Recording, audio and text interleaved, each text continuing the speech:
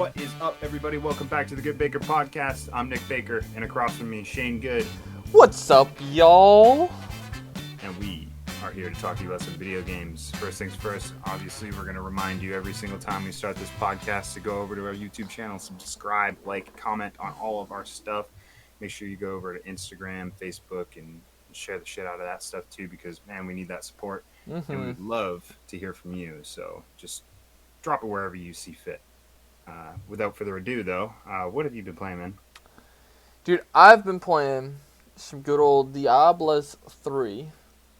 They released new season stupidly on the 3rd of July, right before the 4th.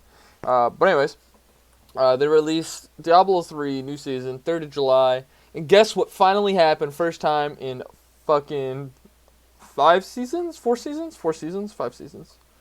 I don't know.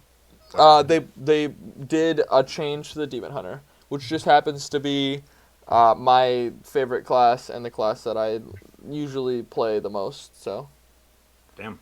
All right. Yup, super fun.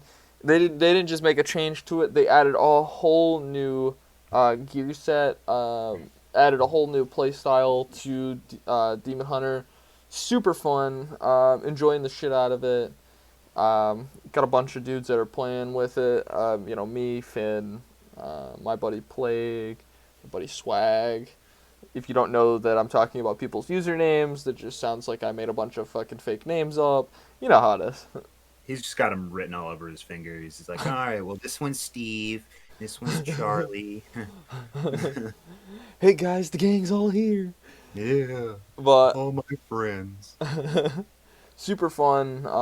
In the past 4 days, I didn't get to play a ton because of 4th of July, but the past 4 days I've already gotten the Paragon 1000, which is pretty good. But yeah, other than that, dude, that's pretty much all I've been playing. What have you been playing, man? So I've been dabbling in the Pokemon DLC. I jumped onto that. I finally bit the bullet of that $30 paywall and got in there. Paul's been driving me nuts trying to get into this so I can help him with some raids, but have yet to do that. I'm just kind of working my way through the story of the DLC, which isn't necessarily in depth. If you know Pokemon games, they're not really the best story-driven experiences. So just catching the new mons, the ones that weren't in the original base game, and just going through that. It's interesting. It's way more fleshed out than your base game. I feel like at least the wild area where you're spending most of your time is far more fleshed out. There are different biomes. There's a desert. There's an ocean. There's all these different things that I feel like we're really lacking in the first iteration of the wild area, and even the second little wild area that you get opened up later on in the game. I feel like this one is actually just taking that a step forward and maybe pushing the franchise in the direction I think that they wanted to go in originally with this game, where everything is the wild area, where you can find Pokemon everywhere instead of having just select partitioned routes that kind of connect everything. It feels more like a whole ecosystem and a whole world, which is really interesting because it's just an island. Oh, well, I mean, that's pretty dope, though. I like when games do that, but also, obviously, I played the original Pokemon, so it's interesting. It's definitely interesting to see, what they want Pokemon to be. Right. I feel like it's moving in a more modern direction than it has been in the past iterations. I feel like it's really moving forward now, especially with the first DLC package for Pokemon ever coming out. I feel like they really hit the nail on the head. Not a ton of people are super impressed with it. I feel like it's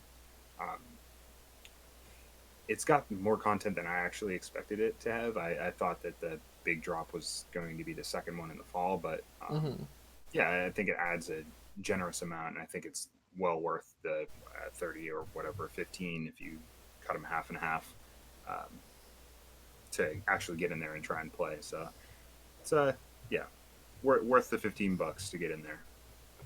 But other Fair than enough. that, I've just been playing Call of Duty Warzone, still trying to get those W's on there. It's getting harder, man. There's so many good players on there now, and the way that they keep trying to balance the meta, it either goes in one way or the other, and um, kind of hurts things sometimes. But I feel like they have struck a pretty decent balance with the weapons at this point. I don't feel like anything is ridiculously overpowered. I just still a ton of people using the Gra, which is the go-to weapon of Hmm. choice for pretty much 95% of the population of the game. But yeah, game's still fun. Still hits you right where you need that battle royale flavor to hit you. Yup. So feeling good That's about it. that's good, man. I'm glad you're still enjoying that game.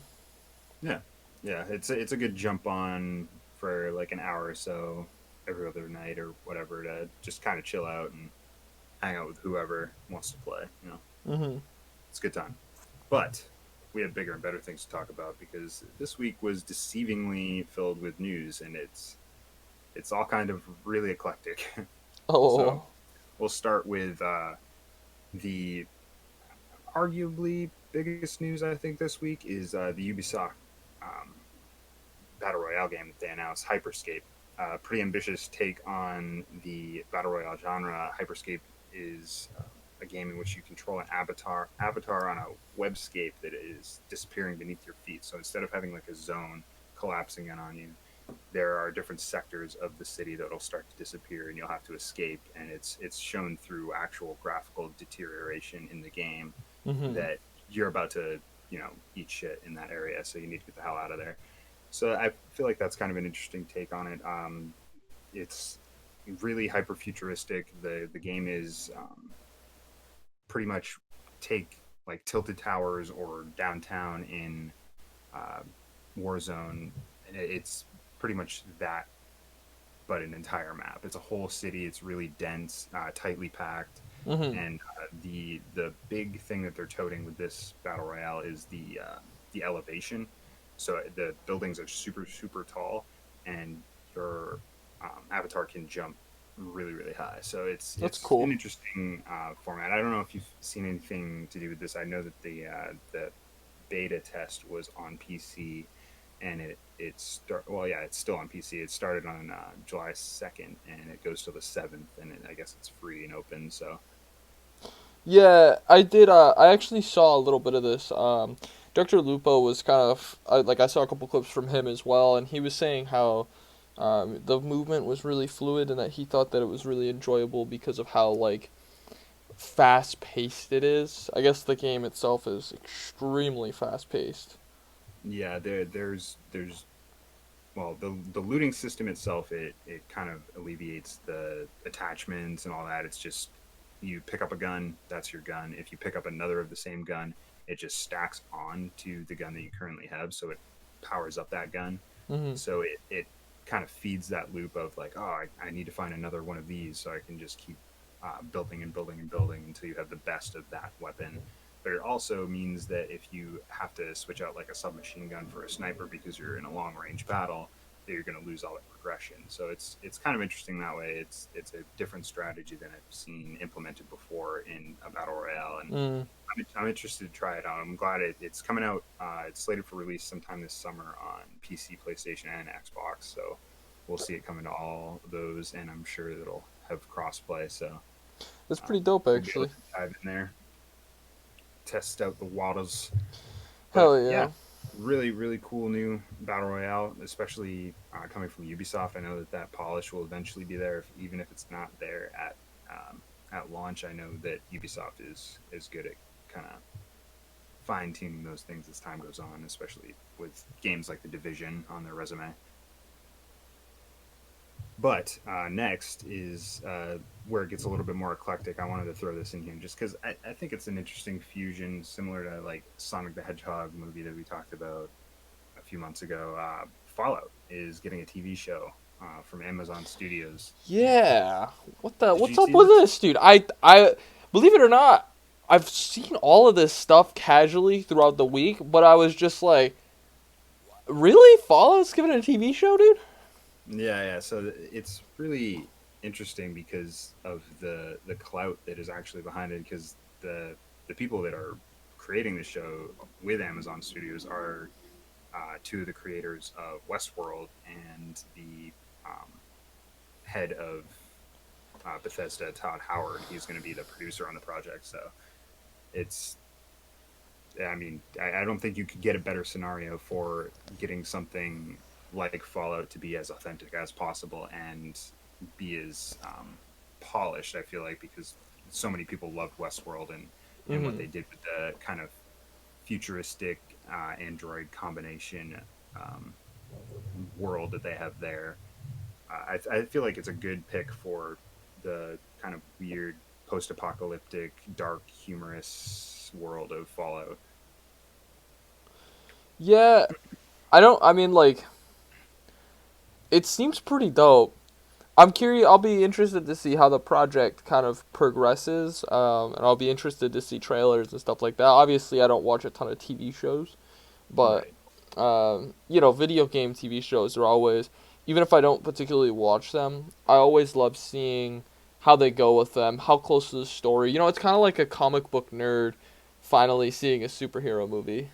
You know. Right, right. And them like coming into their own and really being badass now, whereas video game content is outside of video games is kind of hit or miss sometimes. We get some like okay movies, some really really terrible movies. Looking at you, Doom. Yikes. So I feel like hopefully this is a good choice for the Fallout series. As far as TV goes, I don't know what the hell they're even going to do as far as their games go. 76 I feel like has somewhat of a new life with the Wastelanders DLC, but I don't think it hit quite as hard as everybody thought it would. I think the people that were still playing 76, or the people that played through all of the bad kind of updates and just the shit to begin with, are like, yes, a new update. And everybody else that left because they didn't, like they had already been kind of worn out on it, didn't go back. Yeah, But, yeah. So yeah, looking forward to it. It's going to be interesting anyway. But our next thing is a little bit different. Obviously, the Mortal Shell demo was released this week, and we've talked about this before. Mortal Shell is a Souls-like, mm, where um, the character you're creating, or I guess controlling, is this husk, this like soulless husk that you're maneuvering around this horrible medieval-looking place with all these terrifying monsters, and what you have to do is use your body and um, take over suits of armor or other bodies. It's really kind of vague throughout the gameplay that they show, but they did release a big drop of content for it, and it looks interesting. I think it looks a little bit more underwhelming than I thought it would. mm-hmm. Did you see any of the footage from the demo? I quickly watched some of the footage from the demo. It looks interesting. I don't quite know what to think about it, to be 100% honest with Yeah, you. yeah. It's weird. Yeah. The body possession thing didn't really come up in game. Like they kind of showed it through a cutscene, and I don't know whether or not it's going to be um, story driven where you're taking over bodies, or if it's going to be an actual mechanic. So that's where it kind of got me swinging swinging at air. Yeah, I don't like if it is like I don't know. It seems so vague. Yeah, even with so much too, like I feel like the demo really does a lot to tell you what the game is going to play like. Mhm. It's very similar to like a Bloodborne. I would say a less like Dark Souls, just simply because it seems like there's more of a linear path that you're following, similar to Bloodborne, where you kind of have a through line story that you're following. People say that there's a story in Dark Souls, but I don't fucking believe them. I mean, there is a story in Dark Souls. It's just not, it's not a normal story. Yeah, yeah. So I don't know. It's got me a little less hyped for the game. I feel like I liked the mystery of it. I loved the name first of all because Mhm. that was the first thing that struck me, but and the concept of like body snatching was also really cool to me. But it seems a little lackluster in my opinion. It kind of seems like another Souls game Yeah, which with just like a little bit of a do different mechanic. you can't really do that now simply because there's so many and so many have Yeah. done it really really well, like Sekiro and Bloodborne and Yeah, I Dark. mean, then again, maybe the game will have more to it and it just looks a little dry from the outside. Maybe playing it's very different, but Yeah, hopefully, hopefully. hopefully. It looks I mean, I do like the combat. The combat looks very clean. Yeah. And as far as like the graphics themselves go, it looks nice. I don't think it looks bad at all. And I was watching a compressed video on YouTube too, so I imagine it'll look even better when you're playing it on your home screen. Yeah, So, exactly. um, yeah, hopefully that comes together better than it appears to be at this point. But rounding out our second to last topic this week is Animal Crossing Summer Update is live and it adds a surprising amount of content. Animal Crossing hasn't been really flooded with content, but this summer patch is entirely different. The update adds the ability to swim and dive for ocean creatures and artifacts, a great new island buddy named Pascal. He's a little otter guy. He's fucking adorable. Uh, he loves scallops, so when you pick up scallops from the bottom of the ocean, you can trade with him, and he trades you all kinds of little doodads and whatever pearls, things that he might find. And yeah, it's a great time. I feel like they added just the right amount of content for just a kind of a little bit of a surprise drop here, and it really opens up the map in a different way, where you really thought the limits of the map were. They expand upon that and they show you that maybe this isn't everything that you're going to see. You know, maybe you will eventually be able to take a boat to another island or take a boat to a random something or other, or you know, just the way that they can kind of expand upon what they've already built. I feel like it's kind of setting themselves up for um, the ability to do really anything that they want to do. So it's really cool. Yeah, I mean, I saw that this came out. I didn't see too much about it, but that's actually pretty cool. And I mean, what more does the community of Animal Crossing want than a cute ass like character? Like you add any character that's cute, and everybody in the community is like, well, I guess I have to play 1,000 hours of that again. It's like, well, this is the new meme for the week, so Yeah, yeah, pretty much. yeah, and man, it's